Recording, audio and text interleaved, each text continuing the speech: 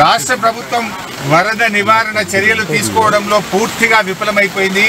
ముఖ్యంగా ఈరోజు ఈ ఫెయిల్యూర్ అంతా కూడా రాష్ట్ర ముఖ్యమంత్రిది, రాష్ట్ర ప్రభుత్వాన్ని. ఎంత బాధతో ఉన్నామంటే ఈరోజు ఇవాళ హవేలీ గన్పూర్ మండలంలో మరి ఇద్దరు యువకులు చనిపోవడం జరిగింది. వాళ్ళ పిల్లలు, ముఖ్యంగా ఇద్దరు పిల్లలు గురుకుల పాఠశాలలో చదువుతున్నారు. వర్షాల వల్ల గురుకుల పాఠశాల లీక్ అవుతా ఉంది, మీ పిల్లల్ని తీసుకుపోండి అని ప్రిన్సిపల్ ఫోన్ చేస్తే పిల్లల్ని మెదక్కు పోయి తీసుకొచ్చుకుందామని బయలుదేరి మరి ఆటోలో నడుపుతున్నటువంటి యాదగౌడు, ఆటోలో కూర్చున్న సత్యనారాయణ ఇద్దరు కూడా ఈ వరదలో ఆటో కొట్టుకుపోయి చనిపోవడం జరిగింది.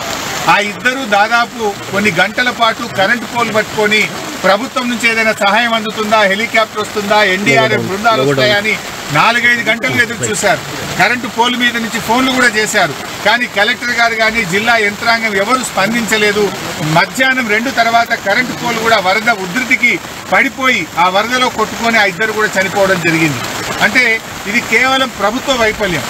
నిన్న ఒక మంత్రి గారు మాట్లాడుతూ అంటాడు, హెలికాప్టర్ అంత అవసరమైతే తప్ప వాడద్దట, మీరు మాత్రం పెళ్లిళ్ళకు వాడుండ్రి, బీహార్లో రాజకీయాల కోసం వాడండి, మీ సొంత కార్యక్రమాలకు వాడుకోండి. ఆనాడు ఖమ్మం జిల్లాలో కూడా హెలికాప్టర్ పంపకపోతే ప్రాణాలు పోయినాయి. ఇవాళ మెదక్ జిల్లాలో కూడా సకాలంలో హెలికాప్టర్ రాక ప్రజల ప్రాణాలు పోయినాయి. అంటే ప్రభుత్వం ముందస్తు చర్యలు తీసుకోలేదు. నిజాం సాగర్లో ఈ వరద ఉధృతిని చూసి గేట్లు ఎత్తి ముందుగానే నిజాం సాగర్ను ఖాళీ చేసి ఉంటే బ్యాక్ వాటర్లో ఇంత నష్టం జరిగి ఉండేది కాదు. అటు ఇంజనీరింగ్ లోపం ఉంది, ప్రభుత్వ వైఫల్యం ఉంది. నిన్న ముఖ్యమంత్రి గారు ఇంత వరదలు వస్తుంటే వీడియో కాన్ఫరెన్స్ పెట్టి అత్యవసరంగా రివ్యూ చేయాల్సిన ముఖ్యమంత్రి ఆయన మూసీ సుందరీకరణ రివ్యూ చేస్తున్నాడు. ఇవాళ పొద్దున్న లేచి ఆటల పోటీల గురించి రివ్యూ చేస్తుంది. ఒక దిక్కు ప్రజల ప్రాణాలు పోతున్నాయి, తాగడానికి నీళ్లు లేవు. హవేలీ గన్పూర్లో నిన్నటి నుంచి కరెంటు లేక 7-8 గ్రామాల ప్రజలు మంచినీళ్లు లేక వర్షపు నీళ్లను ప్లేట్లలో, గ్లాసులలో పట్టుకొని తాగుతున్న పరిస్థితి ఉన్నది. ఇవాళ రేపు అంటు రోగాలు ప్రబలేటువంటి అవకాశం ఉంది. వచ్చే 24 గంటలు ఇంకా పెద్ద ఎత్తున వర్షాలు ఉన్నాయని వాతావరణ శాఖ చెప్తా ఉంది. ప్రజలు ఇబ్బందుల్లో ఉన్నారు. ప్రభుత్వం ఇప్పటికైనా మేల్కొని అత్యవసర చర్యలు చేపట్టి ప్రజలను కాపాడుకోవాలి.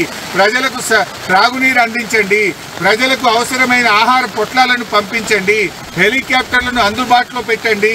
ఎందుకంటే బాగా తడిచి ఉన్నది, ఇప్పటికే నీటి ప్రవాహం ఉంది.